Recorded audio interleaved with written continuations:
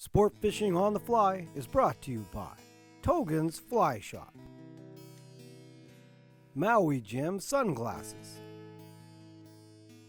and Hardy Rods and Reels.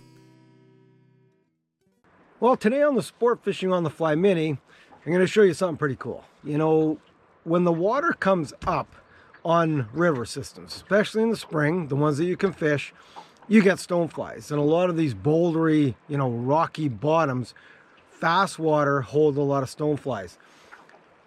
Traditional rivers like the Crow's Nest, the Box Canyon section of the Henry's Fork, phenomenal for stoneflies. You get the big goldens, you get the small yellow sallies, you get a whole variety of stoneflies. Well, here in the Columbia, we actually get stoneflies. You don't see a lot of the adults. For some reason, all the nymphs come off and they go hide. I think they just leave and go up into the woods, and you really don't see them near the shoreline because it is such a big body of water. But when those stoneflies are coming off, it's amazing fishing. You're using size 8 hooks, like big stonefly nymphs, hitting the fast water. Those fish are holding in that big water, and that's what I'm going to show you a few tricks today, because the stonefly fishing, even though it only lasts a week or two every year, it is phenomenal. So that's today as we take a sport fishing on the fly.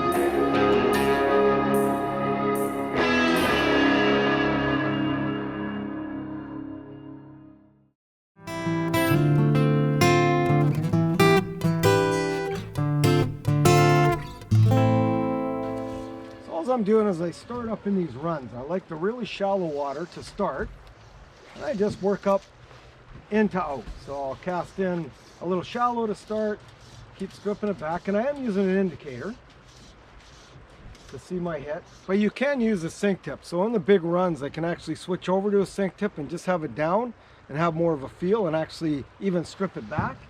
But to start, I like using the indicator. And I'm just gonna cover various water and depths and slowly move into the hole and wait for those fish to start eating. That was the first. Oh man, I just put it out there. I wasn't even going to start recording until I caught one. I wasn't going to set up, and right away, first cast with the stone right here in the riffle run. It's unreal. And that's what you're looking for. When those stones are coming off, you really got to be aware in the water, because you won't see them. You don't see the adults hatching. You'll see the nymphs floating around, and you'll even see shucks sometimes on the shoreline. So you really have to be aware. And this is a nice little bow to start with the stone. I always start with a small stone, and then once I see them coming off, I measure the size. And the yellow sallies get pretty big, so I'll put on a bigger stone once it gets cranked up. But I'll show you this guy. Nice little guy to start. The little guy. Usually you can just shake him. Comes off. Nope. Not gonna. Oh, it did. There it is. There. I'm not gonna hold him up, but nice little bow, about 16 inch, 15 inch. Nice solid guy.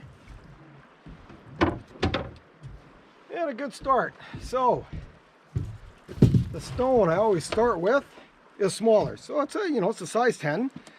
And there are yellow sallies, so I like going yellow, orange, any kind of sparkly stonefly, because you are fishing faster water. So a sparkly stone, and wait until you see, I put on the size 6 lunkers later. When I hit the big water, I can hit some big holes, and these stones come off the shallow water and then float around these big holes, and big fish come up and feed. And these small ones I start with the runs, and then later I'll show you some big ones, big patterns, because then I got to go. Right now I've got 8-pound test. I go to 12 when I put on the big ones, because they will rip you. So, good start. So I caught a couple fish at the last hole. I filmed one to show everybody. There was just a few fish at the head end, but nothing at the tail. So I just moved up to another run. So what I like to do is runs like this.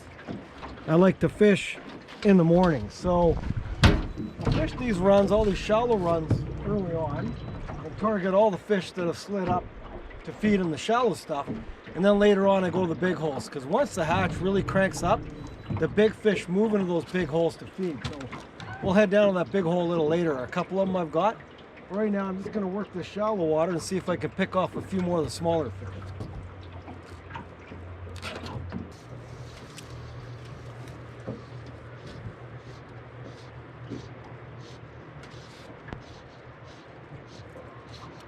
And one thing to do is keep adjusting your indicator, your depth, because you know, I've slid into it. It's only 2 feet of water here. I'm probably fishing to 3 feet, and I don't want, I'm just creeping up on the fish.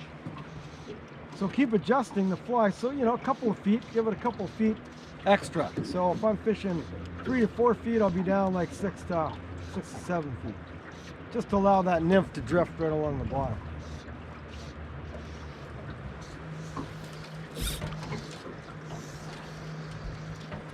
And then I just progressively work my way out. Work it in tight first, and then work it out.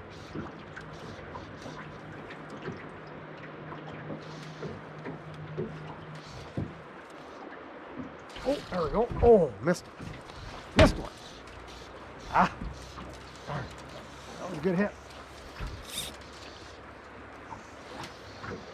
A little bit deeper.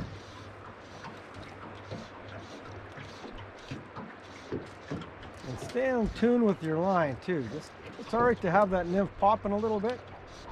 Little movement.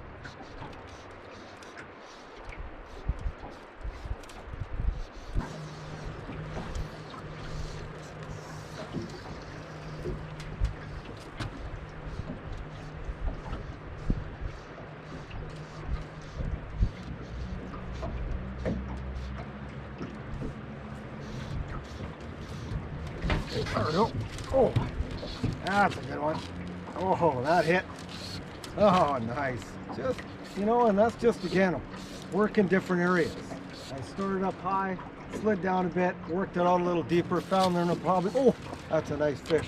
Found there in about 3 or 4 feet of water and hooked this guy. Man, oh no, gotta get him on the reel.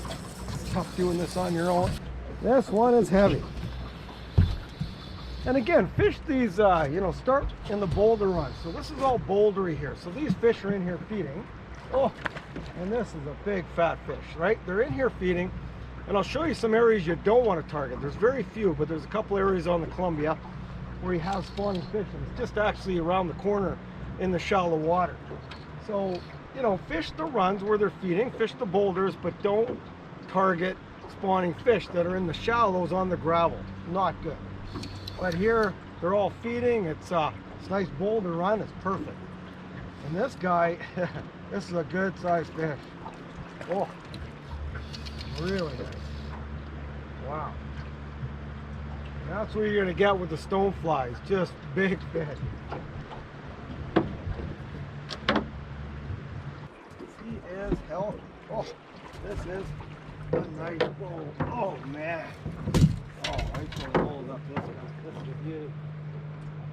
Get the stonefly out.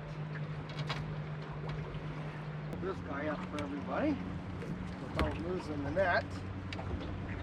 There he is there. Oh, look at that. Got a gorgeous rainbow. Look at that. Just beautiful. Oh, colored up. Probably just getting ready or finished spawning. Just gorgeous. And one thing to remember too, when you're fishing the Columbia in the spring, and I mentioned this on another mini video, it's open all year long, so you are going to get colored fish. You're actually going to get fish that are going up to spawn. It's the way it is, and if you're not comfortable with that, then don't fish this time of year. You know, you're going to find it in lakes and in rivers, but since Columbia is open, you will get some beautifully colored fish, and they're gorgeous, and they fight hard. They're beautiful, and you're not harming them. Catch and release, handle them well, and let them go. A little bit further, casting out quite a bit now. Get into a little deeper water. Still have the depth right. And once it finishes the drift, you can let it drag a little bit, but I normally just let her drift through. And you know, it is getting deeper out there now, so what I'm going to do is bring it in, And I'm just going to move it up a little bit, just a couple of feet or even a foot, repeg it, and then go again. Because I want it just a little bit deeper. I want to make sure that stone is down at the bottom, or just ticking the bottom. I want to run it right by those fish's face. You know, later in the big holes, you know, I'm fishing holes that are 60, 100 feet deep, and the fish are up. And it's easy to get them because they're all up looking. But in the shallow water, you got to put it in front of their face. It is early yet. The stones haven't really cranked up yet, but they're used to seeing them.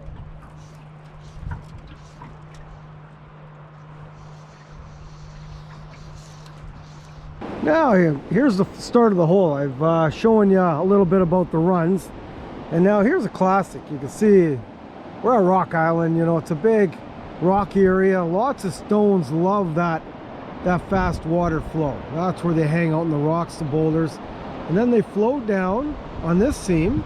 They get pushed all the way down, and then it forms another seam over here where it actually comes back into a nice flow all the way through. And those fish just sit in this midsection. It's like a lake, you know, it's a nice big back eddy like a lake.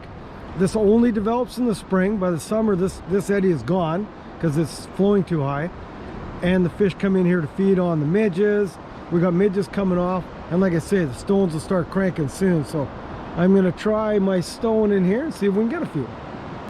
Now you got to take on a little different mentality when you hit these big holes. So in the runs, you're just trying to match the water depth plus a couple of feet.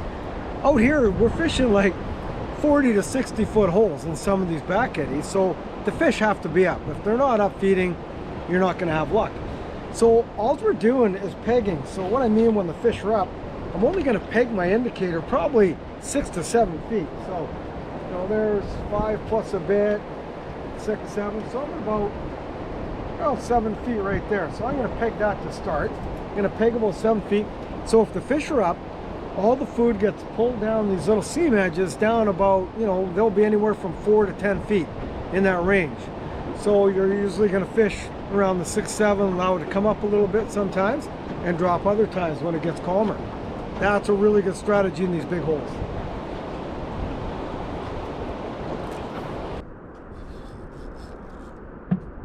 There's a nice one. I just moved into a little calmer back eddy. The wind came up, kind of blew me off out of my hole. So I just came into a calmer back eddy and didn't see any fish rising, but I know they're looking. I got this guy. Oh, this is nice fish.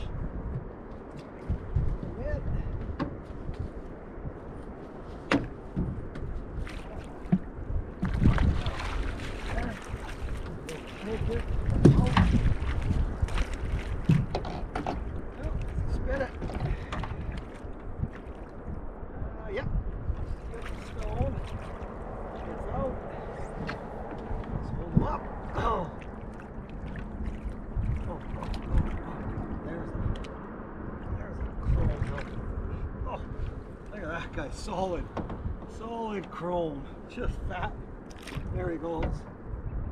Wow. Well, I had to work different areas. I got kind of caught up in the wind. It's different areas of the river. It really blows up. Had to find shelter in this little bay.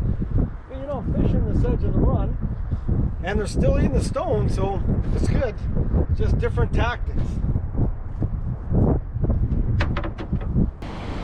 And this is one of my favorite big holes, where the stoneflies really come off. So they come off all up above in the shallower water and drift down in this big flow, and lots of big bows feed all the way through here.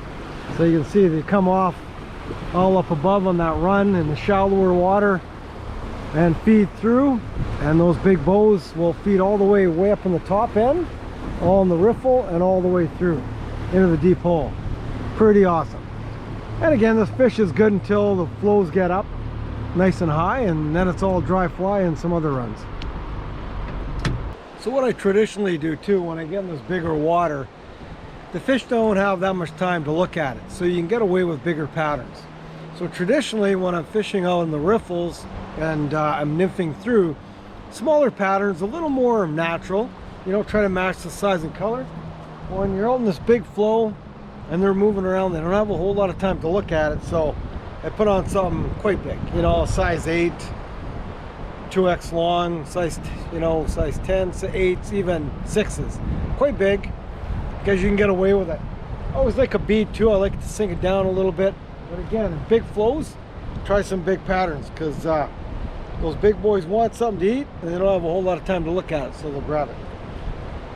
Well, that guy, as soon as I put on that bigger pattern and that faster flow, this guy came and grabbed it, and this is pretty healthy fish.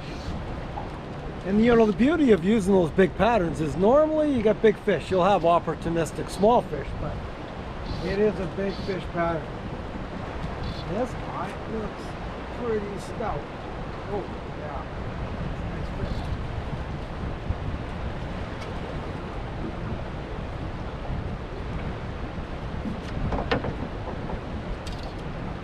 Again, you know, I've gone to the bigger stone only because of this big water. You know, I'm casting right on that edge. Those fish move right in to that fast water. So don't fish too much of the calm water. Stick to that faster water, because that's where they hold.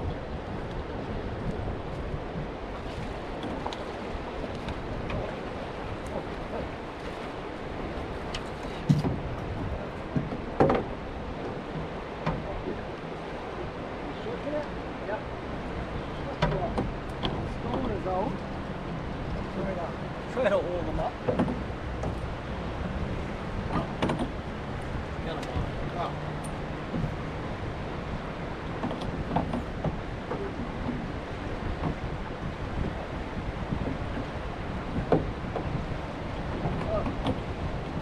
Flies out.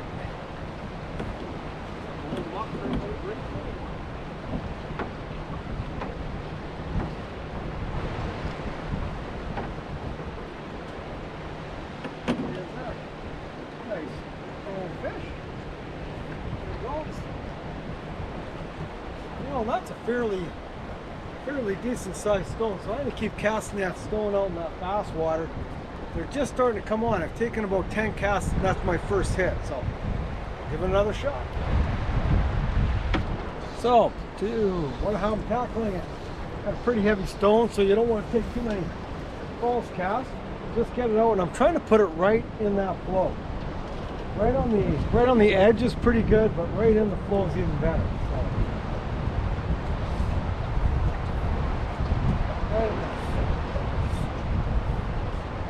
That's a good spot. You want it right in that heavy flow. Right on the edge and right in. And it doesn't hurt just to wiggle the nymph. Just wiggle that stone a little bit. So another option you have too is you could throw out a full sink line, like a type 7 with a bulldog. You know, bulldog, smaller bulldogs, smaller woolly buggers, other, you know, nymphs with legs and stuff. If you're into stripping the fly, if you don't want to look at an indicator. So again, bring a sink tip is not bad. You can work it. I prefer it in the deeper runs. But if you don't want to use an indicator, a great technique, grab a type 7 line, put a bugger on, bulldog especially, and strip it through that fast water seams. They'll pick it up just like a stonefly. I mean, it's moving, but they'll still pick it up.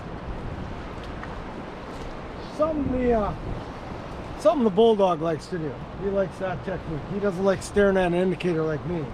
I'm moving it. He'd rather cast that full sink and get at it. So just another option. So one important note to put in this is, you know, what triggers me to start using stonefly? You know, because all through the spring, I love the midgets, right? I'll use the pheasant tail nymphs, as I showed you, jigs. We got our purple prints, all the different color prints nymphs, just to mimic those smaller hatches. The chronomids for the midges, mayflies come off blue wallows, so all those traditional ones. But what happens is stoneflies love it, excuse me, they love it when rising water. Like, we'll have the water, what they do here is they lower the water through April, and then near the end of April they start rising it up. Well, that triggers those stoneflies, like on a traditional river like the Crow's Nest. Whenever that water starts coming up in June, during that June runoff, all the stoneflies coming off. They love that water just starting to come up, and then they take flight. Water temperature, you know, right now I've got it at 42 to 43, so fairly cold, but it's really that rising water. So when the water starts coming up in April, that's when I'll switch over to stones and start having success. So just another important fact. If you use them before, you might get a few fish, but it's way better when that water starts rising a little bit and they start coming off. Whoa, that guy just ripped it. I got it right up, right in that seam, and my indicator was going 100 miles an hour sideways. I love that. I got it right up into that flow and mended a couple of times, and this guy had, not big, but again, just a beautiful fish, and he wanted it. He just, whoa, he just crushed it. Well, you know, if you've never used stoneflies, it's a great opportunity. You know, it comes off for the first, you know, couple of weeks of the year, and then they go off them. You know, just the stoneflies come off right during or just after runoff. So you got to take advantage of that opportunity. Get out here, get a few on the stones, and then switch back to the smaller stuff as it comes off, and try to match the hatch. You know, like I said, so usually about 2 weeks at the end of April before they raise the water up in May. Get some great stonefly fishing, and it's phenomenal. So I hope everybody enjoyed the little sport fishing on the fly mini today, and we'll end off by hopefully with me letting this guy go.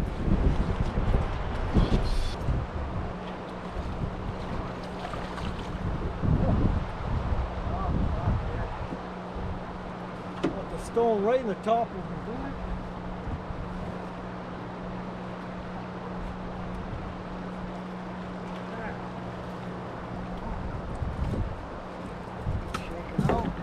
Out, try to hold him up for everybody. There he is there. Look at that. Isn't that gorgeous? Probably a 20-inch bow. There he goes. Yeah. Well, I hope everybody enjoyed the stonefly mini. When you come out here though, take care, conserve our waters, and we'll see you next time we take a sport fishing on the fly mini style. Got some good lake ones coming up.